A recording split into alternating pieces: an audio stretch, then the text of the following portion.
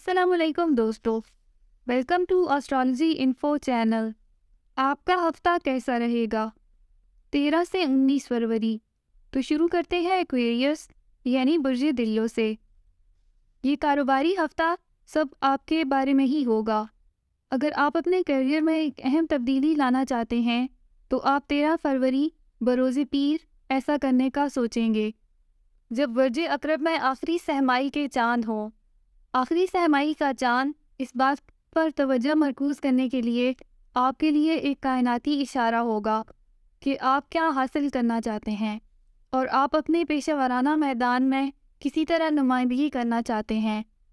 جب برج حوت میں زورا برج حوت میں نیپچون کے ساتھ کران یعنی کنجنکشن کرے گا تو آپ اس قمری توانائی کو اس بات پر توجہ مرکوز کر کے کہ آپ اگلے چند دنوں میں کس چیز کی قدر کرتے ہیں اپنے فائدے کے لیے استعمال کر سکیں گے۔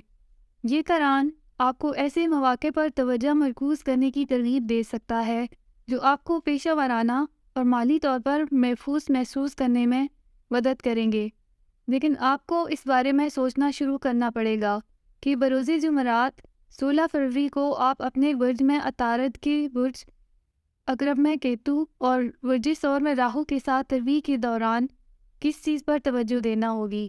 یہ تربیحی پہلو تناؤ کا باعث نہیں ہو سکیں گے، لیکن اپنے نظام الاوقات پر بات چیت کرنے سے پہلے آپ کو کام اور زندگی میں توازن قائم کرنے میں مدد مل سکے گی۔ خوش قسمتی سے آپ اپنے پیشہ ورانہ اختیار میں اعتماد کے ساتھ جو بھی فیصلہ کریں گے اس پر قائم رہ سکیں گے، کیونکہ آپ کے برج میں سورج بھی زحل کے ساتھ کران کرے گا۔ اس ہفتے آپ کے لیے ایک اہم سفر سیارہ زحل کی حرکت ہے، جو اکثر آپ کے برج میں عزم، وعدے، وعید اور تحقیق سے منسلک ہوتا ہے۔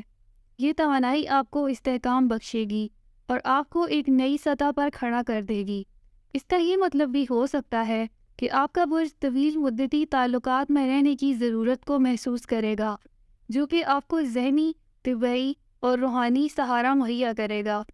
آپ کے ذہن میں اس دوران کسی نئے سے ملنے یا ماضی سے منسلک محبت سے رابطہ کرنے کی سخت طلب ہوگی۔ یہ ایک ایسا آفاقی پہلو ہوگا جب آپ یہ فیصلہ بھی کر سکتے ہیں کہ آیا کوئی موجودہ شراکت آپ کے لیے بہتر ہے یا مجموعی طور پر گھٹن کا باعث ہے۔ آپ تمام رومانوی شعبوں میں بھی زیادہ عقلی نقطۂ نظر اختیار کر سکتے ہیں۔ آپ کے برج میں مواصلات کا ایک مضبوط احساس ہے، لیکن اس بات کا امکان ہے کہ آپ جسمانی سطح پر کسی سے دور ہو جائیں۔ آپ کے دل کا راستہ آپ کے دماغ سے ہو کر گزرے گا۔ اپنا ہاروسکوپ سننے کا شکریہ۔ چینل کو سبسکرائب کریں۔